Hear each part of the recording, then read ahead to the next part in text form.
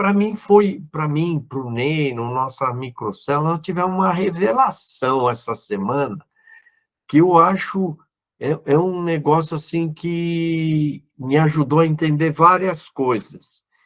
E a gente já vem há muito tempo na nossa microcélula discutindo Romanos 6, 7, e quando chegou no 8 começou a empacar o negócio, né? E a gente vai, volta no 6, no 7, né?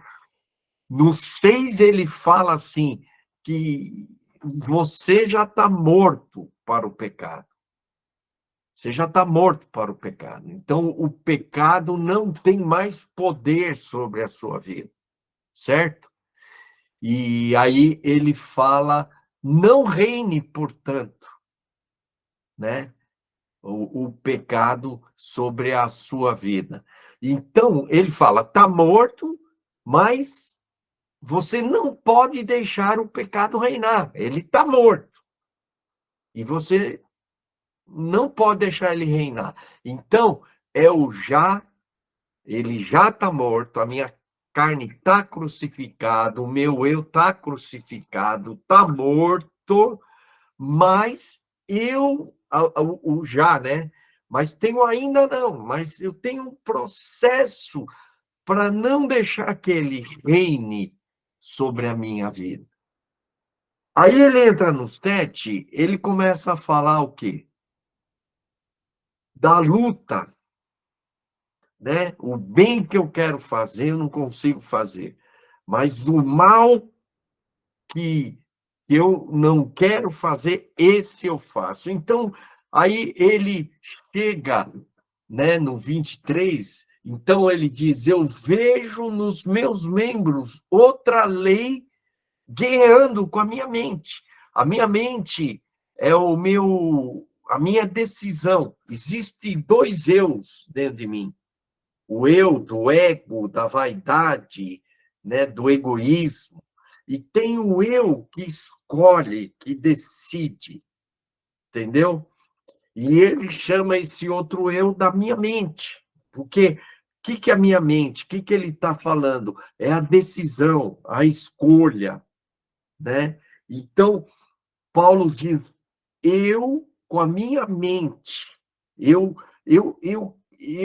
quero, eu tenho a lei de Deus, eu sei que a lei é boa, eu sei que a lei é o caminho, é a verdade, mas eu vejo que eu estou prisioneiro de outra lei nos meus membros, no meu corpo. E essa é a realidade que a gente enfrenta. Por exemplo, você não sente fome? Sente. Você não sente sede? Sente. Você não sente desejos sexuais? Sente. Você não sente ansioso, preocupado? Sente. Você não sente, às vezes, irritado, chateado? Você não fica deprimido, triste? Fica. Então, o que é isso tudo? É o seu corpo, é uma outra lei regendo o seu corpo. E você tem uma lei na sua mente, mas você vê nos seus membros que é a sua carne regendo outra lei. Então, há duas leis: a lei do pecado e da morte, e a lei, que aqui ele vai chamar abaixo, a lei do espírito, da vida, que traz vida e paz. Então, há duas leis, né? E aí, no 25, então, existem essas duas leis, né? A lei do pecado, que está lá, e eu aqui, com a minha mente, eu decidindo. Então, eu não quero ser regido pela carne, mas a carne atua sobre o meu corpo e me leva o quê? Esses desejos, essas concupiscências, né? está aí, tá vivo ainda. Então, eu estou aqui, e aí ele fala, então, desventurado homem que sou, quem que vai me livrar dessa morte aqui, da carne? Aí ele fala, graças a Deus por Jesus. Então, entrou um terceiro elemento. Aí ele fala, de maneira que eu mesmo, com a minha mente, sou escravo à lei de Deus. Eu, mas segundo a carne da lei do pecado. Então, as duas coisas, mas aqui eu tenho agora Jesus. E aí ele fala, agora, pois, já não há mais nenhuma condenação para os que estão em Cristo Jesus, porque a lei do Espírito da vida em Cristo Jesus te livrou da lei do pecado e da morte. Então, entrou um terceiro elemento aqui, tá? Tem três coisas atuando na nossa vida: a carne, eu que escolho, decido, a minha vontade, a minha alma, e aqui o Espírito que é Jesus Jesus em mim, que é o Espírito Santo vivendo em mim, ok? São três elementos, tá? E até hoje, e esse é o nosso conflito, porque a gente sabe o que é certo, sabe o bem, mas muitas vezes a gente acaba fazendo o que não é bem. Mesmo com o Espírito Santo habitando em nós, mesmo com Jesus, né? Gálatas 2, 19 e 20 diz: estou crucificado com Cristo. Estou crucificado com Cristo. Logo, não vivo mais eu, mas Cristo vive em mim. Então, eu estou, meu eu, aí é o meu ego, a minha carne, né, está crucificada com Cristo. Logo, já não sou mais eu quem vive, mas Cristo vive em mim. E aí tem o meu eu, mas esse viver que tenho na carne, então eu tenho um viver na carne. Agora é um outro eu aqui.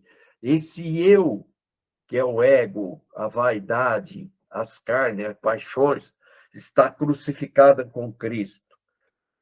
Mas eu agora vivo na carne pela fé no Filho de Deus, que me amou e se entregou por mim. Então, esses três elementos estão dentro de mim e é isso o grande conflito que a gente vive e é muito difícil entender e explicar isso, que é o já estou crucificado com Cristo, já estou morto para o pecado, né? Mas ainda assim a carne não está totalmente morta, a um processo de mortificação, a um processo de santificação em nossas vidas, ok? Então, dito isso, eu vou agora entrar no que eu quero falar com vocês nessa manhã, que para mim é uma grande revelação que eu quero passar para vocês, ok?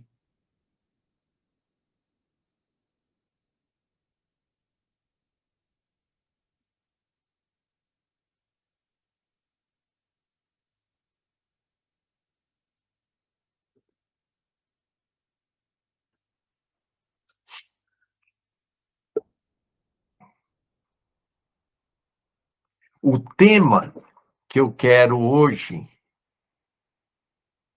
falar com vocês é o melhor discipulador de todos os tempos. Quem que na história você poderia dizer que é o melhor discipulador de todos os tempos? Jesus. Jesus é o melhor, foi o melhor discipulador de todos os tempos. Ele era o Filho de Deus, né?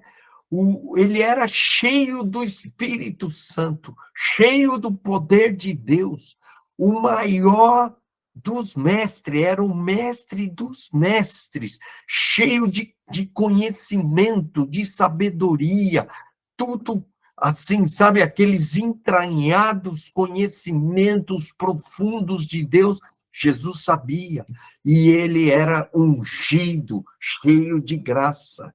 Então, se na história houve um homem mais bem preparado, mais cheio de conhecimento, de sabedoria, de unção, de graça e poder, para preparar esses 12 discípulos, quem que era? Jesus. Jesus foi o homem mais bem preparado da história para discipular esses 12 homens. E ele escolheu. Então você pode dizer assim, mas os caras eram complicados. Não. Ele escolheu cada um desses discípulos. Foi escolhido. Não foi ao acaso, não foi aleatório, foi proposital. Ele escolheu cada um dos seus discípulos. E olha, uma coisa interessante, nós, quando vamos falar em discipulado, nós às vezes trabalhamos 2 horas com ele por semana. Por semana. Jesus trabalhou com eles tempo integral, ele comeu, dormiu, ensinou, curou, etc. Ele passou os seus últimos 3 anos de vida, não exatamente 3 anos, né? Ele começou o ministério dele 3 anos, mas os 12 mesmo ele não trabalhou, foi assim, por etapas, né?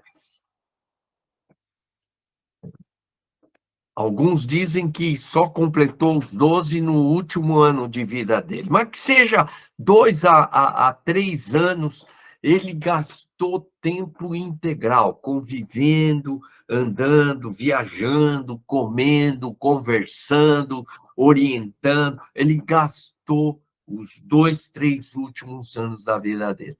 Quer dizer, é a mesma coisa que você pegar um cara e discipular ele durante 3 anos, e se fosse tempo integral, você pode comparar aí, talvez, com no ritmo que a gente faz discipulado, né? Discipular o cara durante 5 a 10 anos, sei lá.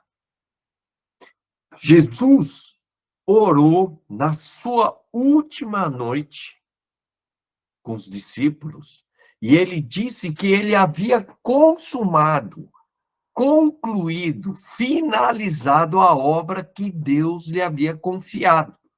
Ele disse assim: eu te glorifiquei na terra, consumando. Quer dizer, eu acabei, eu finalizei a obra que me confiaste a fazer. Que obra é essa? Ele não tinha morrido na cruz, então não era a cruz. Então, João 17,4, ele orou.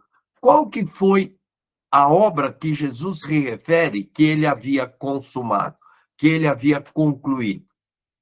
Pelo contexto, você vai ler e vai entender que a obra consumada de Jesus eram os 12 discípulos,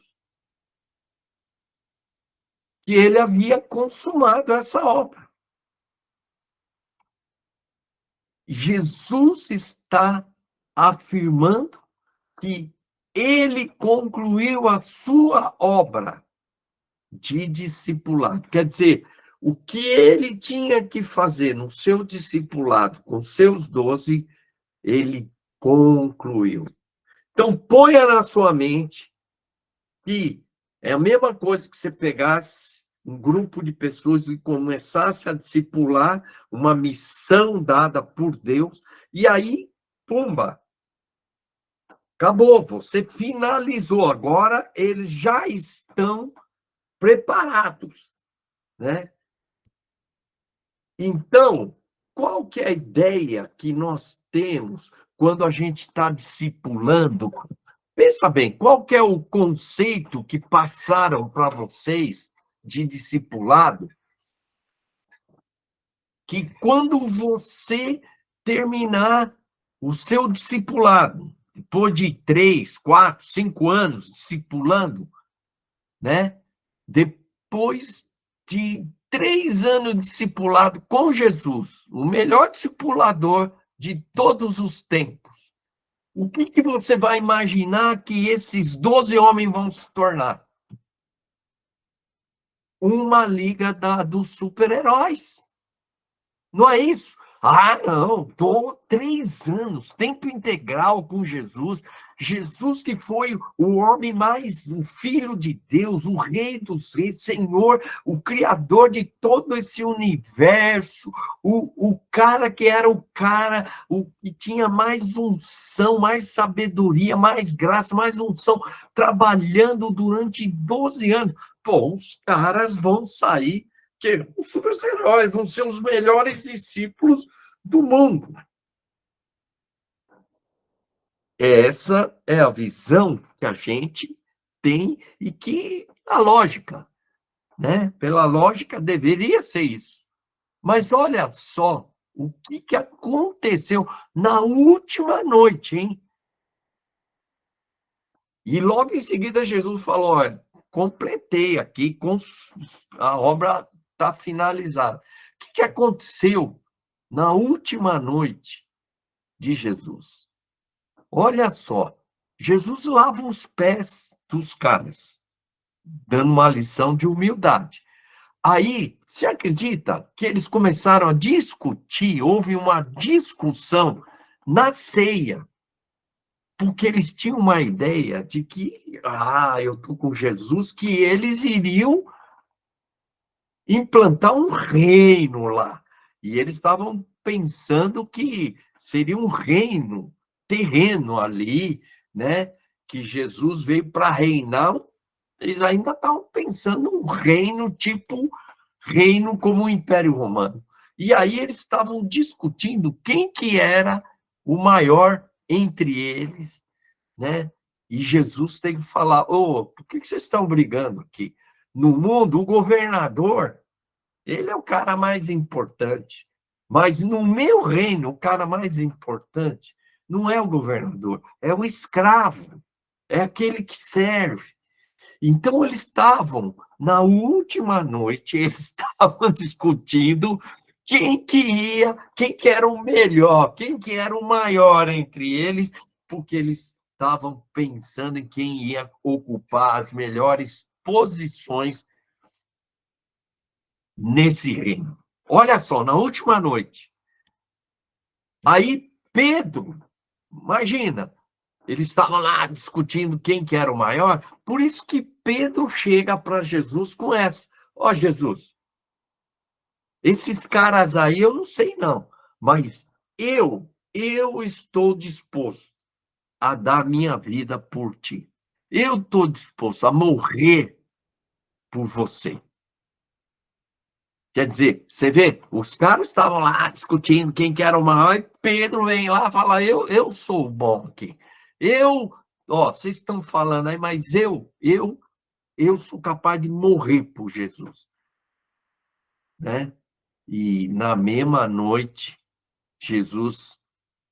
Pedro nega, na mesma noite, não, na madrugada seguinte, né, que o galo canta, né? Pedro nega Jesus 3 vezes. E naquela mesma noite, Judas né, sai para trair Jesus e traz Jesus com um beijo, dizendo: olha, aquele cara que eu beijar é o Jesus. Então, olha o panorama, olha que é depois de 3 anos. Depois de 3 anos andando com Jesus, o melhor discipulador de todos os tempos, olha os caras, como é que eles estão se comportando. E qual que foi a reação dos discípulos quando Jesus morreu? Qual que foi? Eles se esconderam, tiveram medo, ficaram perdidos, desanimados, derrotados, incrédulos. Sabe por que eles estavam incrédulos? Jesus havia predito, havia falado para eles pessoalmente: eu vou morrer e ressuscitar por 4 vezes. Apesar que a última vez ele só fala que ele ia morrer, não falou de ressurreição, mas pelo menos 3 vezes ele deixou claro: eu vou ressuscitar. Está aí os textos. Então, Jesus alertou eles: olha, eu vou morrer, mas eu vou ressuscitar. E eles não creram nessa palavra de Jesus. Eles duvidaram. Por quê? Porque eles ficaram com medo, perdidos, desanimados, se sentiram derrotados, se esconderam. Olha a reação dos caras. E qual que foi a reação dos discípulos quando Jesus ressuscitou? Sabe? Alguns duvidaram e Tomé falou assim: olha, gente, eu só acredito se eu tocar. Eu não acredito que Jesus ressuscitou. Gente, ele havia predito isso. 3 vezes ele falou da ressurreição. Ele havia predito. Olha a atitude dos discípulos. Então, irmãos, vamos fazer uma análise fria e crua e até psicológica do resultado do discipulado de Jesus. Depois de 3 anos, o maior homem na face da terra, o mais sábio, mais ungido, e que veio e que falou que concluiu o discipulado. Então, depois de 2 a 3 anos de discipulado com Jesus, olha o resultado. Você começa a ver a imaturidade, inconstantes, infiéis, medrosos, incrédulos, e estavam buscando poder, posição, fama. Um traiu Jesus e o outro negou Jesus. Depois de 2 a 3 anos, Jesus andando tempo integral com esses caras. Olha, você não vê ali maduros, né? Pessoas preparadas, pessoas prontas, fiéis, crentes, cheios de fé, né? Eles estavam ainda discutindo, né? Você lembra que eles uma vez descobriram quem que ia sentar à direita, né, de Jesus? Eles estavam já naquela época, e na ceia, ainda eles discutindo quem que era o maior entre eles, pensando em poder, posição, fama. E Jesus disse nessa noite, ele orou falando para Deus: Deus, eu concluí, eu finalizei a obra que o Senhor me confirmou. Qual obra que era? Os 12. Os 12 estavam prontos. Prontos para quê? Prontos de que jeito? Né? Qual a conclusão que você chega olhando esse panorama? Jesus falhou no discipulado. Ou ele escolheu os caras errados, né? Com toda certeza que não. Jesus não falhou no discipulado, não escolheu os caras errados. Jesus concluiu o seu discipulado com perfeição. Até Judas foi escolhido para que se cumprisse as escrituras. Até Judas. Não foi erro escolher Judas. Judas, Jesus tinha que escolher ele. Judas tinha que ser um dos 12. Por quê? Como é que Jesus ia parar na cruz se não tivesse um Judas, né? O Judas foi fundamental para que naquela noite Jesus fosse crucificado. Sem Judas, não haveria não iria pelo menos acontecer a crucificação ali como aconteceu. Mas como que Jesus, o melhor discipulador de todos os tempos, depois de passar 2 a 3 anos em tempo integral, poderia ter um resultado como esse?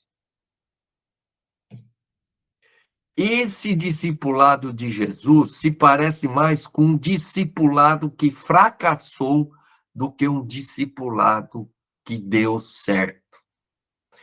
Alguns vão dizer o seguinte: ah, Marçal, mas aí veio o Pentecoste. Jesus sabia que ia vir o Pentecoste e o Espírito Santo iria concluir, né? Sem o Espírito Santo não daria para concluir esse discipulado de Jesus. Então, precisava do Espírito Santo para transformar esses caras em super-heróis, né? Eles iam ter um superpoder, iriam ter uma vida santa e um caráter, né, semelhante ao de Jesus. É isso que a gente pensa, né?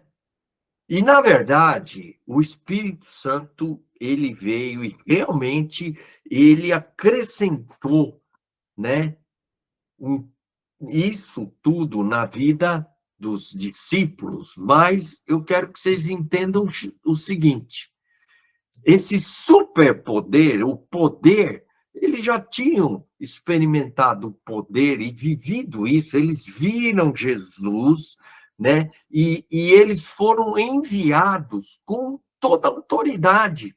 Eles curaram, se você olhar esse contexto, Jesus enviou eles com autoridade para curar, para fazer milagres.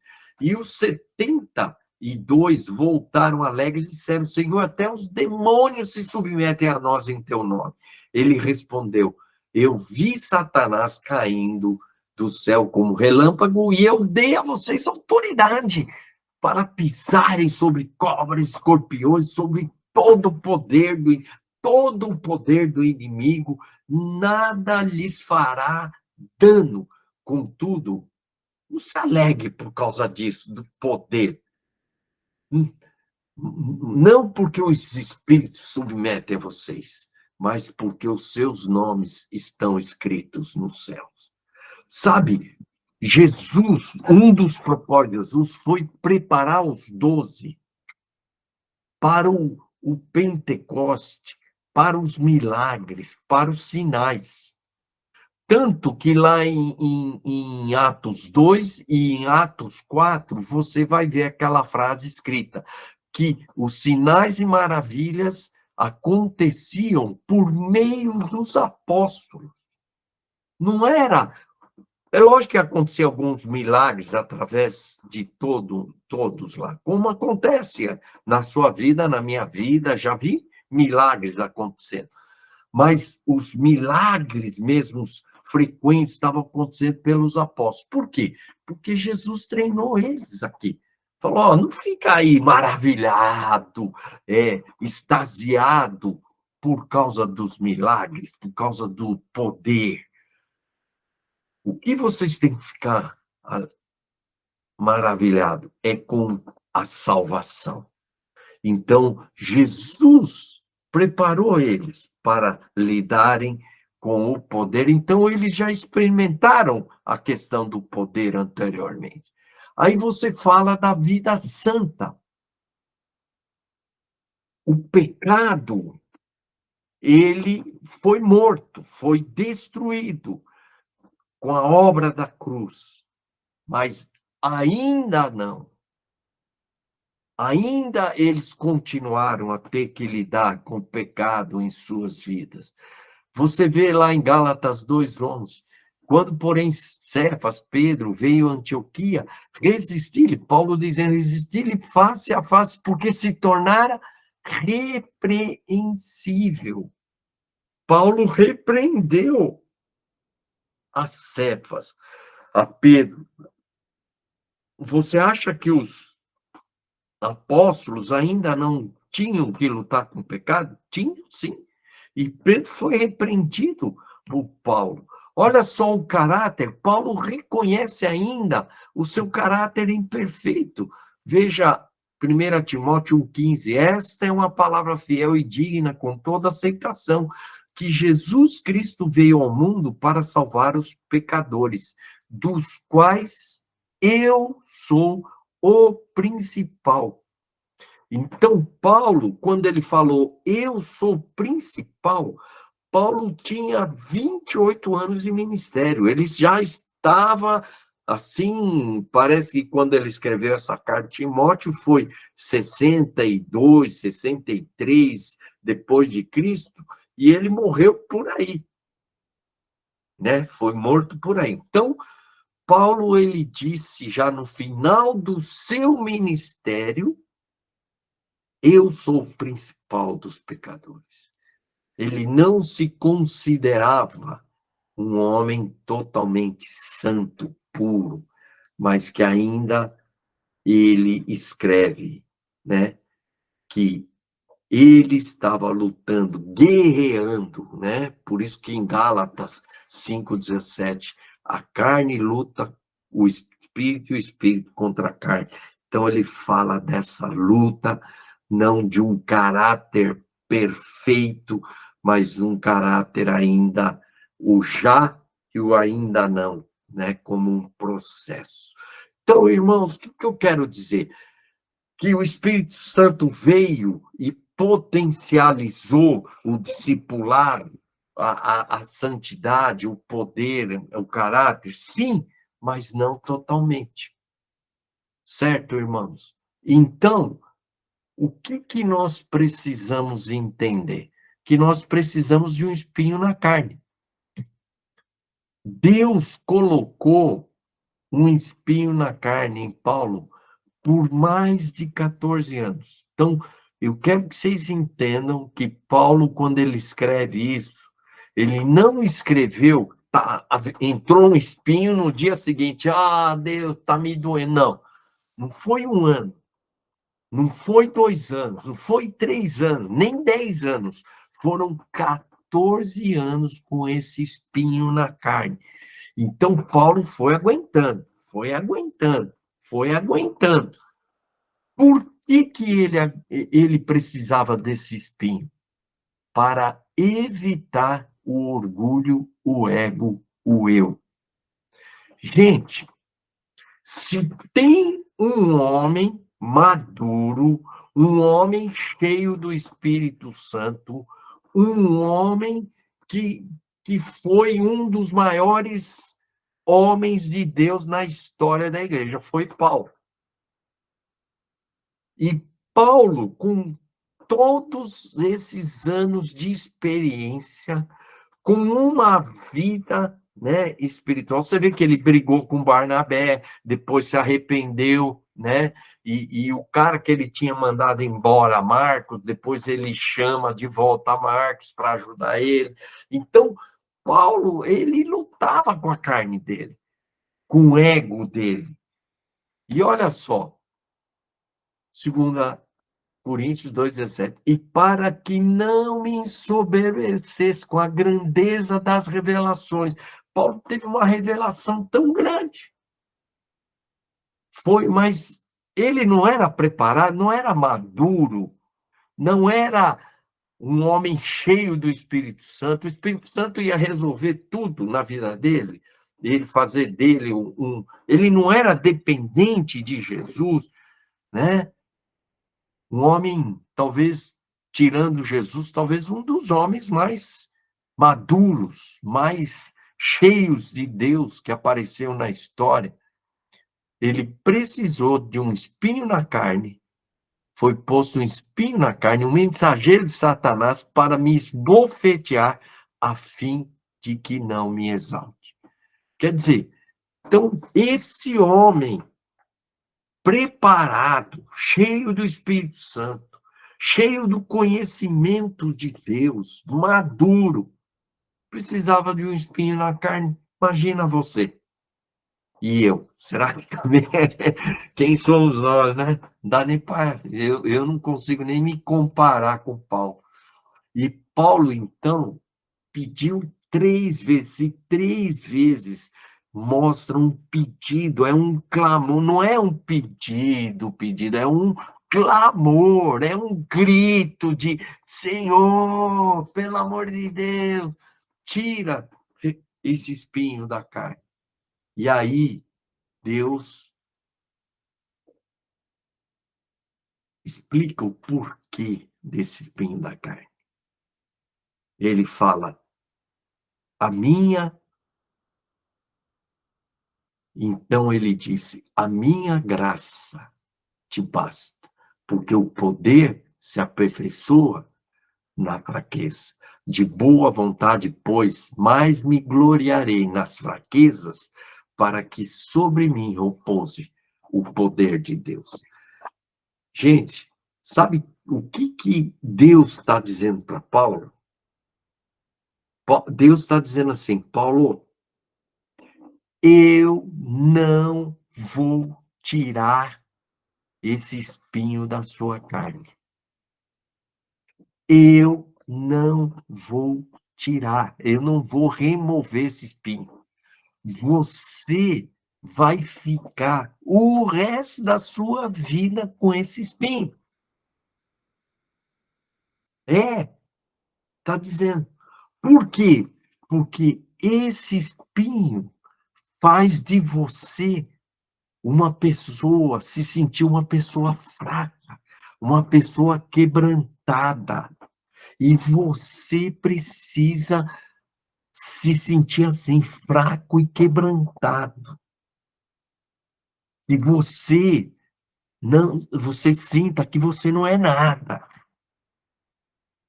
Porque é na fraqueza, é no quebrantamento, é nessa posição que o poder vai se aperfeiçoar na sua vida.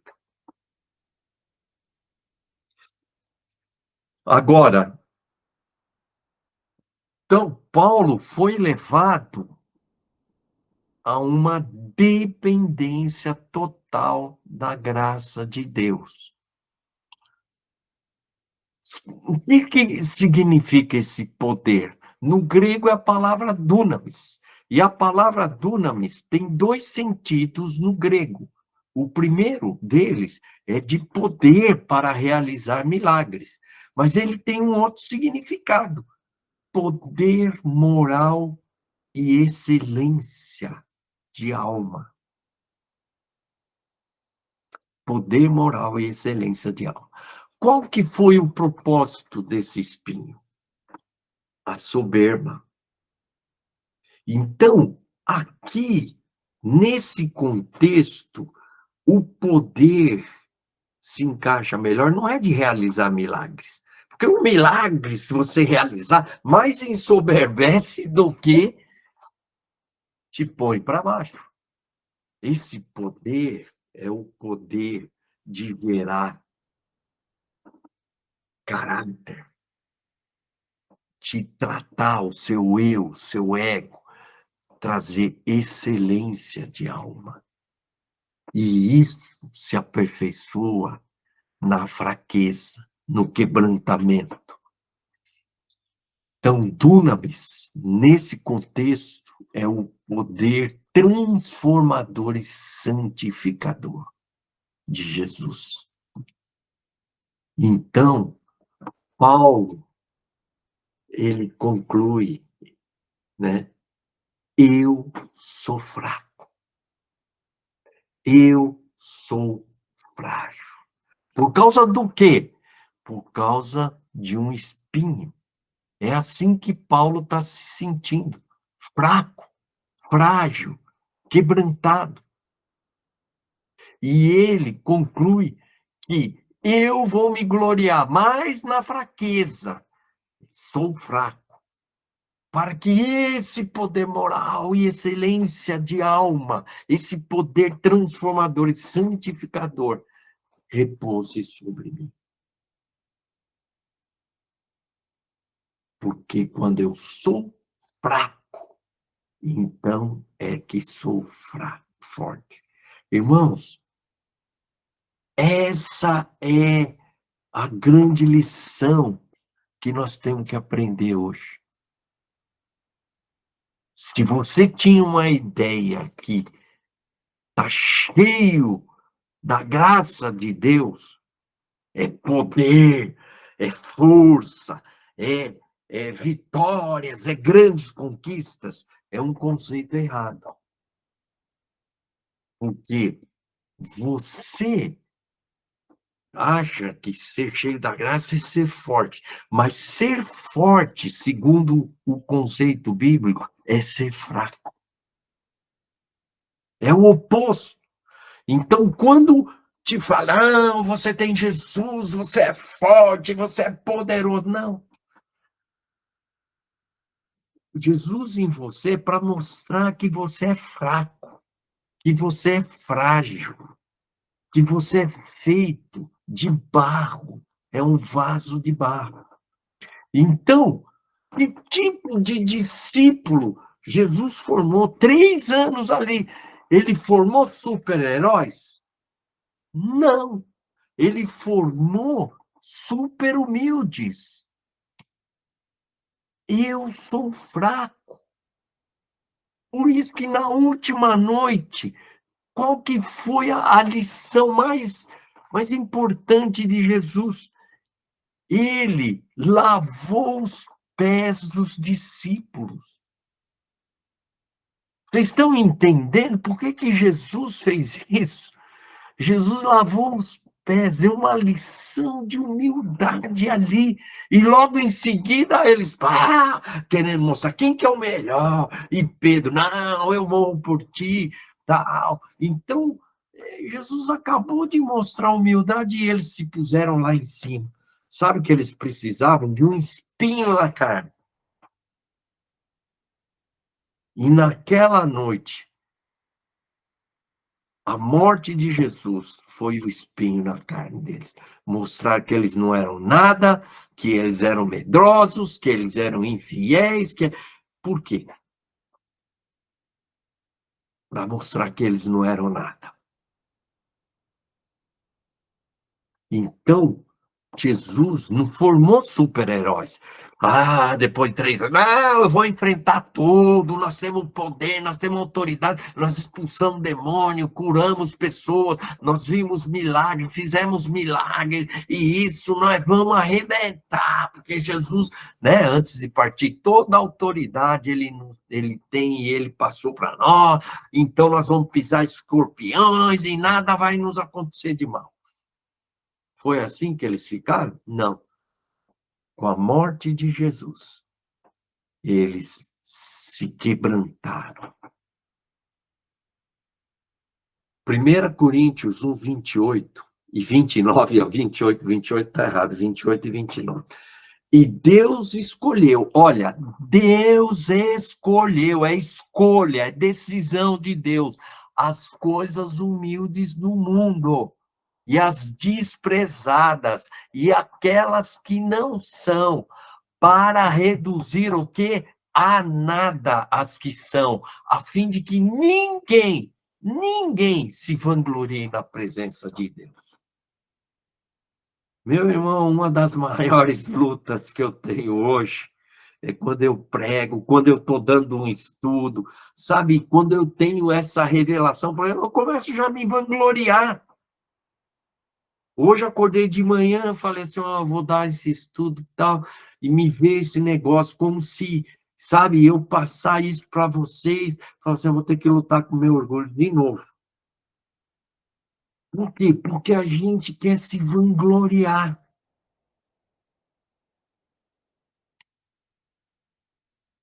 Isso é Paulo dizendo, né? Temos, porém, esse tesouro em vasos de barro, para que a excelência do poder seja de Deus e não de nós. Irmão, Paulo teve uma revelação tão grande, gente, mas tão grande, que Deus teve que botar um espinho na carne dele, para que ele não se ensoberbecesse e não se exaltasse. É vaso de barro. É essa posição. O resultado, então, sabe, no final do discipulado de Jesus, o que ele quis mostrar? Vocês são fracos, vocês não são nada, vocês são incrédulos, vocês são os infiéis, vocês são os medrosos. Sabe o que vocês precisam? Depender totalmente da graça de Deus. E se você for ver em Romanos, é bem claro, sabe que essa graça de Deus é Jesus. Uma dependência total e você já pensou se eles se transformassem nesses super-heróis? Eles iam chegar arrebentando. Não, mas Jesus quis formar esses discípulos. Frágeis, fracos, vasos de barro. Olha, eles eram iletrados. Pô, os caras não sabiam nem ler e escrever. Eles eram, quer dizer, eu acredito que nem todos, né? Alguns sabiam ler e escrever, mas a grande maioria era iletrado. Pedro, né? Era iletrado. Então, irmãos, você fica pensando, ó, Jesus não podia ter escolhido uns caras melhor, não. Podia ter pego uns caras que nem a gente, que nem eu, que nem o Ney, o Sérgio. Podia ter pegado uns caras mais sérios, mais comprometidos, né? Ele vai pegar uns pé rapados. É isso. Deus escolheu as coisas humildes, as desprezadas, as que não são, para reduzir a nada as que são. Então, que tipo de discípulos Jesus formou? Primeiro, vamos olhar, né, o exemplo de Jesus. Jesus formou os discípulos conforme o seu exemplo. Ele não nasceu numa manjedoura. Ele podia nascer numa casa comum,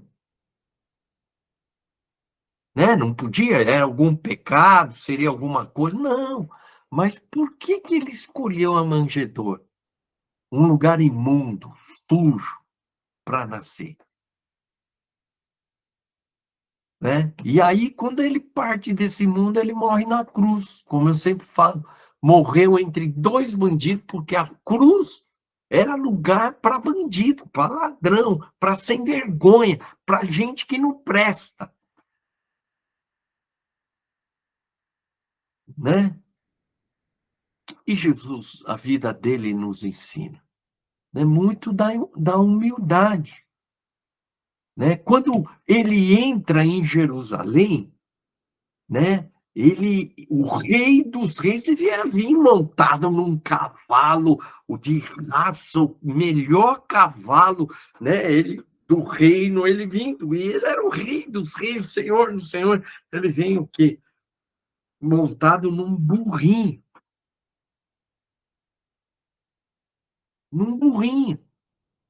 Porque isso simboliza o quê? A humildade de Jesus. Ele que era o rei dos reis. E na última noite, Na última noite, Jesus dá uma lição de humildade. Sabe, aquele trabalho que era do escravo, do cara mais inferior da casa, era feito pelo escravo, né? E Jesus dá uma lição de humildade. Então, Jesus está mostrando como a humildade, se colocar lá embaixo, assumir essa posição de escravo, ser nada, eu sou fraco, eu sou frágil.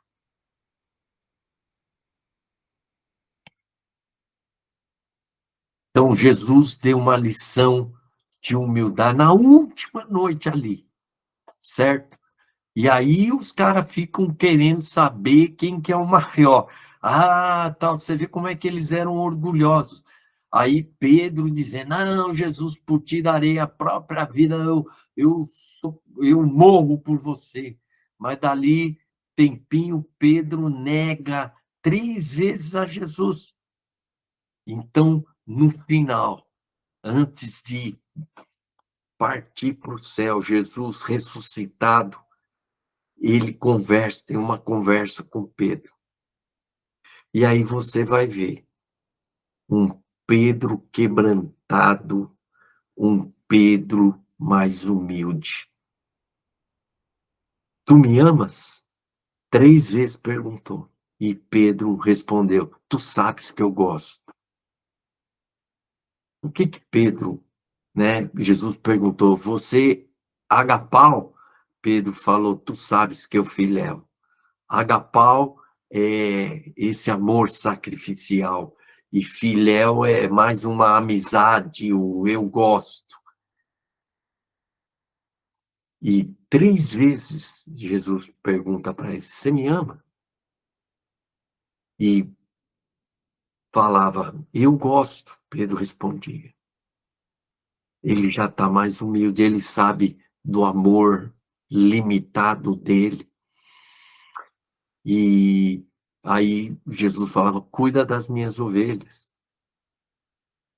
né? Aí, de novo, você é agapau?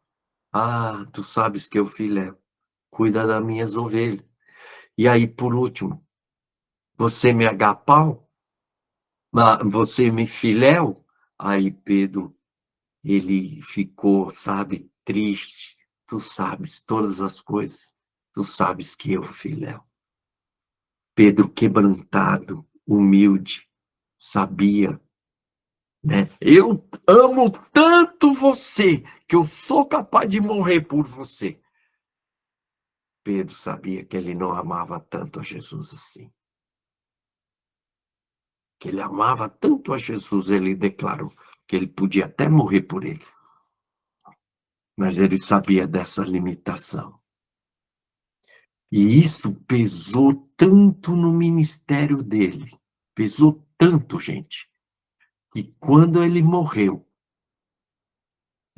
era para ser crucificado. E ele falou assim: não, eu não posso ser crucificado, morrer como Jesus, porque eu neguei ele. Eu não sou digno de morrer como Jesus. E pediu para ser crucificado de ponta cabeça. Sabe, essa marca, eu não sou digno, eu sou fraco, eu sou frágil. Foi uma marca que ficou na vida deles. Então, Pedro agora está mais humilde, quebrantado, reconhece o seu amor limitado por Jesus. E Jesus disse, deixou bem claro que a base do ministério era o amor por ele. Você me ama? Então cuida. Então a base do ministério era o amor por Jesus, mesmo limitado, é a base do amor do ministério. Então, eu neguei, eu falhei, Pedro carregou esse fracasso por todo o seu ministério. É esse tipo de discípulo que Jesus formou. Eu sou fraco. Eu sou fraco. Eu não sou nada. É Ele, é Ele. Por isso que eles dependiam incondicionalmente, totalmente, desse amor de Jesus, dessa graça de Deus, né, do poder do Espírito Santo. Que tipo de discípulos nós estamos formando? Então, vocês, na cabeça de vocês, que tipo de discípulos vocês querem formar? Super-heróis ou super humildes? Eu sou fraco. Super-heróis, eles são autossuficientes, eles confiam em si mesmos, dependem de suas forças e capacidades. Os humildes, eles são os quebrantados, se consideram vasos de barro, são fracos e, por isso, dependem totalmente da graça de Deus. Então, quando Jesus disse lá em Mateus 9:23, se alguém quer vir após mim, a mim, a si mesmo se negue, dia a dia tome a sua cruz e siga-me. Então, não tem como ser discípulo de Jesus sem negar o eu, crucificar o eu, todo dia. Eu não sou isso, eu não sou aquilo. Nosso eu, ego, nossa autossuficiência, nosso é todo dia. Então, concluindo, né, nós temos que ensinar isso. Já estou crucificado com Cristo. Cristo. Então, já estou crucificado com Cristo. Logo, já não sou eu quem vive. Meu eu, né? Meu ego, minha vaidade, mas Cristo vive em mim. Então, é o já. Então, eu estou morto, eu estou crucificado, Cristo vive em mim. Isso é o já. Mas eu tenho um viver. E esse viver que tenho na carne, nós temos que viver pela fé no Filho de Deus, que me amou e a si mesmo se entregou por mim. Então, é o já e o ainda não. O que é o já? Eu estou crucificado, Cristo vive em mim. E o ainda não. Eu tenho um viver na carne, vivo pela fé no Filho de Deus, que me amou e a si mesmo se entregou por mim. Então, eu vivo pela fé, quer dizer, é dependência dele e não do meu esforço, do meu eu. É dependência total dele. E a base, né, é depender desse amor incondicional que me amou e a si mesmo se entregou. É um amor incondicional e sacrificial dele e que ele vai nesse processo de cruz diário, né, desenvolvendo esse amor incondicional e sacrificial que vem dele. Então, resultado final do discipulado de Jesus, né? Depois de 2, 3 anos, ele gerou homens humildes que reconhecem que são frágeis, fracos, quebrantados, homens totalmente dependentes do amor e graça de Deus. E discípulos queremos formar? Super-heróis ou homens humildes e fracos, quebrantados, dependentes da graça de Deus? Eu quero que vocês entendam que se não formos humildes e fracos, a gente vai acabar não sendo dependentes da graça de Deus. Verdade ou não? Porque a gente começa a se achar, né, capacitados, né, e a gente acaba dependendo mais da nossa capacidade do que do poder da graça, né, de Jesus.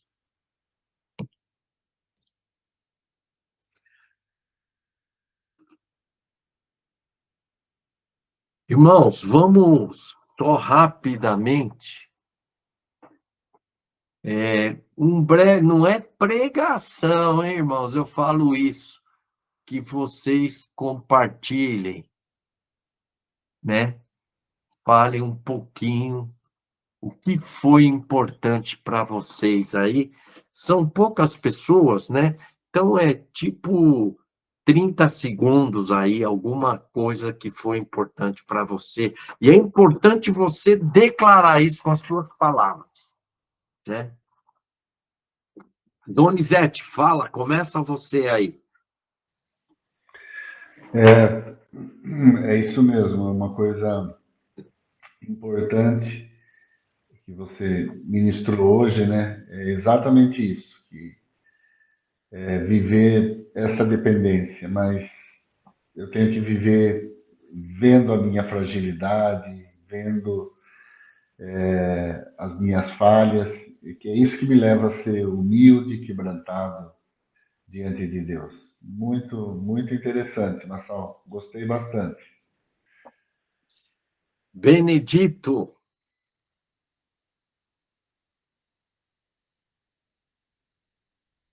tem que ligar o microfone, hein? Pronto. Ô, Marçal, estava aqui ouvindo isso, né? Isso tem sido a minha luta constante, né? Para alcançar essas coisas, né? Porque, na verdade, isso que você falou, qualquer deslize que a gente dá, eu já sou o cara, entendeu? Eu vou fazer. E sem ele nós não podemos fazer nada, como diz a palavra. Sem mim nada podeis fazer, né? E quanto mais essa humildade entre nós é que nós estamos crescendo, né? Como você já falou uma vez lá atrás, né? Discípulo tem que crescer, mas é igual rabo de cavalo, né? Ok. Valdir,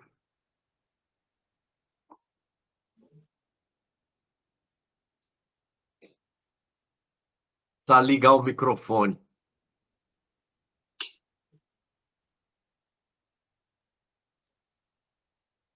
Tá ligar. Ele não está conseguindo.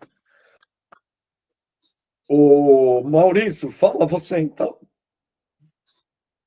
Maurício Massal, né? Meu xará.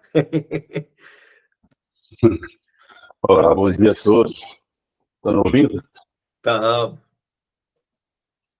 Então, né? Eu entrei na parte do espinho aí. Acho que eu desconfio que o espinho ali da carne de Paulo é os falsos apóstolos aí, né? O pessoal aí, a liderança atual da época.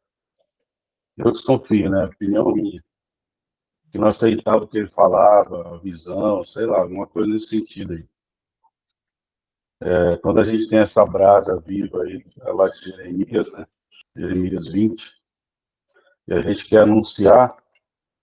Tem muita gente, muita liderança aí que não quer que anuncie isso por motivos escuros, né? Então, só que a gente tem que seguir, né? Prosseguir, pode parar. Eu vejo assim, ser humilde, baixar, baixar a cabeça, assim, para os irmãos, não entrar em conflito, né? Perdoar e seguir em frente. Eu entendi dessa forma do ponto que eu entrei, né? Pena que você perdeu o início, que eu estava mostrando que Jesus foi o maior, o melhor discipulador de todos os tempos. E que os 12 discípulos, pela lógica, né? Você tem aqui o melhor discipulador, então os 12 discípulos, conclusão final, eles deveriam se transformar nos super-heróis, com poder, com capacitação, com tudo, né? Mas quando você chega e analisa depois, na noite da ceia, eles estão discutindo quem que era o maior. Pedro dizendo, eu morro por ti. Judas traindo a Jesus. Aí, quando Jesus morre, os caras ficam com medo, perdidos, desanimados. Quando Jesus ressuscita, alguns duvidam, o Tomé incrédulo. Quer dizer, você fala assim, caramba, Jesus falhou no discipulado, né? Ele falhou, porque cadê os caras? Os caras todos, né, imaturos, inconsistentes, infiéis. Pô, depois de passar entre 2, 3 anos com o melhor discipulador do mundo, né, os caras são tudo isso aí, né, parece que Jesus falhou. Aí o cara pensa no Espírito Santo, que o Espírito Santo vai resolver tudo, mas ele não resolve também tudo, né? Paulo ainda precisa de um espinho na carne, ainda ele é imperfeito. Então, a conclusão que a gente mostra, que Jesus, na verdade, ele não falhou no discipulado dele. Na verdade, Jesus formou homens humildes e fracos e frágeis. Que é o discipulado de Jesus. E a gente quer formar, às vezes, super-heróis. Na verdade, são super humildes, tem que ser. Fracos que admitem a sua fraqueza. E acho que os anos todos de vida, de ministério, sabe? Cada vez mais eu vou descobrindo que eu sou fraco, eu sou frágil, que eu não sou nada, e por causa disso nós temos que entender completamente, totalmente da graça de Deus. E Paulo precisou de um espinho para entender isso, para se sentir fraco, frágil, quebrantado, que ele precisa depender totalmente da graça de Deus. E você acha, Massal, que esse espinho na carne de Paulo era um tipo de enfermidade ou era uma fraqueza moral, espiritual, alguma coisa? Ninguém sabe, né? Pensa que é uma pessoa, né? Pensa que é uma fraqueza, mas não tem certeza. Mas não é o mais importante. O importante é que vocês têm que baixar a bola, né? É que a gente tem fraquezas nas nossas vidas para que a gente não se ensoberbeça. É isso que a gente tem que começar a se sentir frágil, fraco. Porque quando eu sou fraco, eu sou forte. É essa a moral. E disso eu entendo bem. Entendo bem que quando eu entendo de fraqueza eu sou bom. Toda vez que eu entro numa de achar que eu estou por cima da carne seca, eu dou uma dançada legal, derrapo legal na maionese. Mas toda vez que eu entendo que... Aí eu falo para Jesus, segura na minha mão como um pai segura na mão de um filho para atravessar uma rua perigosa. Eu só consigo andar quando eu estou totalmente dependente de Deus. E às vezes Deus deixa, eu acho assim, né? Não pode ser que eu estou falando heresia. Às vezes Deus me deixa dar uma escorregadona braba para fazer, garoto, segura a onda aí, você não é nada, abaixa a tua bolinha. Amém. É isso. Neizão.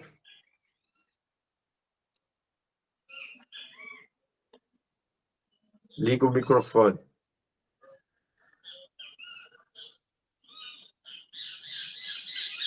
Não está vindo o som, viu, Ney?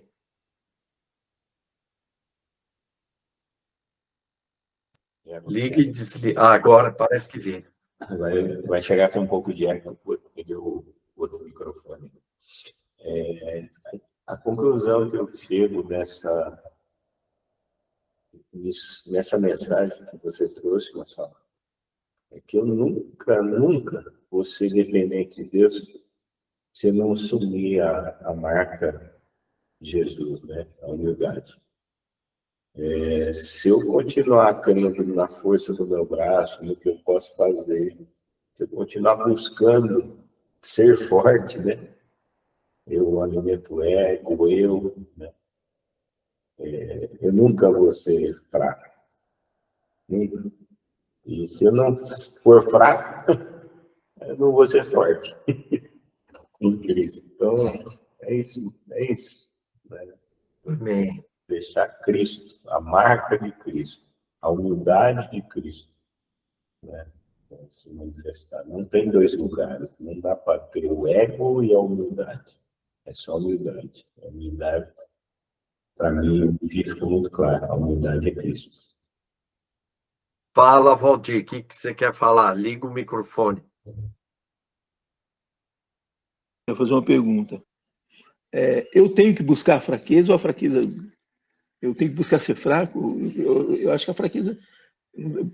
Valdir, você não tem que buscar, você Ela só está aí, né? reconhecer É. que você é fraco, você é frágil, você é um vaso de barro, é isso, é só reconhecer. Porque a fraqueza está aqui, né? Por isso que Deus, ele não resolveu o problema do pecado. Se o Espírito Santo viesse e resolvesse tudo, eu ia me sentir um super-herói, um super-homem. Sim. Mas não, o Espírito Santo veio, ele deu coragem, ele deu discernimento, sabedoria, mas ainda assim, você com o Espírito Santo, com Jesus, você é um vaso de barro, você tem um tesouro, mas num vaso de barro. É isso que a gente tem que entender. Somos frágeis, somos fracos. Por isso que Paulo falou, né, eu sou fraco, né, eu sou forte quando eu sou fraco. Entendi. Elias, Gerê. Glória a Deus, Nassau, pela palavra, né? E é nisso aí que a gente conhece, né? Porque a palavra realmente ela vai em contramão ao mundo e ao que algumas pessoas estão pregando aí. Isso tudo que você falou, contramão a esses coaches espirituais aí, né? Que só quer levar o nível. E eu até passei uma experiência semana passada aí com uma pessoa falando, né? Ela falava que um membro de outro local aí, falando que é discípulo, e eu falei, olha, se você é discípulo, então você tem que perder. Se você é discípulo, você tem que abrir mão. Se você é discípulo, você tem que ir para a cruz. Mas a gente vê que tem muita gente ensinando, não, que só pega aquele versículo lá, eu posso tudo naquilo que me fortalece, né? Mas eles esqueceram que pode ir para a cruz, que pode sofrer, que pode perder, né? E glória a Deus, porque é isso que eu creio que nós precisamos ouvir e pregar, né? A mensagem da cruz, a mensagem as nossas debilidades, né? Que temos e que precisamos caminhar com elas para glorificar o Senhor. E às vezes nós queremos ser glorificado, e o objetivo é glorificar o Senhor. O próprio Jesus, né? Quando chamou de bom, ele falou, não sou bom. Bom é o Pai. E a gente precisa entender isso. Então é bom a gente ouvir, porque a gente vai entendendo, vai digerindo, né? Vai ruminando isso melhor. Glória a Deus. Amém. Eu coloquei esse estudo aí no nosso grupo, ok? Então, vocês podem, se quiser usar o estudo ou melhorar, trabalha nele aí. Que eu vou melhorando sempre, né? O estudo você vai dando os insights. Mas para mim foi uma grande revelação, sabe? Porque a gente quer formar super-heróis, super crentes, né? E hoje a mentalidade é muito essa do coach, né? Não, você consegue, você pode, você é conquistador. Então, essa mensagem onde você busca mais uma força do poder do pensamento, né? Positivo, a lei da atração, a física quântica vai falando sobre essas coisas, do que depender do poder da graça de Deus. Então, eu acho que esse é o grande desafio. Fala, Ney. E já Então, vamos... só lembrando, né, o início de estudo, né, onde foi lá em Mateus 28, né? que a gente estava comentando que nós praticamos não praticamos o processo como um todo, né? Nós rompemos o processo no meio quando a gente acredita que é só pregar, né, e batizar. Né? E a gente parece que relega na prática, né, o ensinar a guardar, né? E esse ensinar a guardar é isso, é ensinar a humildade, ensinar a guardar o que Jesus ensinou. Jesus só ensinou humildade, só ensinou o não ser, né, aqui na Terra. Então foi isso. E para mim, assim, eu estava até conversando com a sua ontem, falei assim, você percebe que isso é a razão do evangelho, ou do evangelho integral, né, não chegar na vida dos nossos irmãos, dos nossos crentes, né, do nosso rebanho, é porque a gente faz o apelo, a pessoa levanta a mão, você diz que ele se converteu, e aí já marca o batismo dele, dá um estudo lá sobre Jesus, quem era e o pecado e etc. Mergulha o cara na água e depois dali você fala assim para ele, olha, agora você já é crente. É uma reflexão que a gente precisa fazer na prática, né, dessa missão. Né? Eu só quero que vocês tenham cuidado para que essa mensagem não se transforme no seguinte: eu sou fraco, eu sou fraco, eu sou frágil, não sou nada, nunca serei nada. A mensagem, ela tem duas coisas, não pode ter só uma. A realidade é que eu sou fraco, eu sou frágil, mas eu tenho a graça, né, de Deus sobre a minha vida, que me capacita, que me sustenta e me fortalece. Então, ter essas duas coisas é fundamental, é isso que eu entendi disso. Formar homens que vão reconhecer a sua fraqueza, a sua fragilidade, e que vão entender que eles precisam da graça, depender da graça, e é o Cristo que habita em mim, ok? Então, não pode dissociar uma coisa da outra. Quando Paulo diz, né, quando eu sou fraco, é que eu sou forte. Por que ele é forte? Por causa da graça de Deus, do poder que opera na vida dele, que é o quê? Que ele diz, repouse sobre mim o poder de Deus, que é a graça, né? E essa graça é Jesus em nós. Amém? Essas duas coisas, porque os coach fortalecem, eu sou forte, eu sou forte, eu sou forte, mas sem Jesus, essa fortaleza é você em si mesmo. E eu sou fraco, eu sou fraco, eu sou fraco, vai dar uma mensagem também distorcida se não for contrabalanceada com eu sou forte. Eu sou fraco, quando eu sou fraco é que eu sou forte. Por quê? Por causa da graça, do poder de Deus que habita em mim através de Jesus. Amém? Ficou claro aí, muchachos? Então, eu vou orar. E, Senhor nosso Deus, muito obrigado por essa manhã, por esse entendimento, por essa revelação que Deus está formando. Homens que reconhecem as suas fraquezas, as suas fragilidades, que não estão buscando poder, fama, riqueza, dinheiro, mas estão buscando, reconhecendo a sua fraqueza e, por causa disso, buscando essa dependência desse poder, dessa graça de Deus em nós.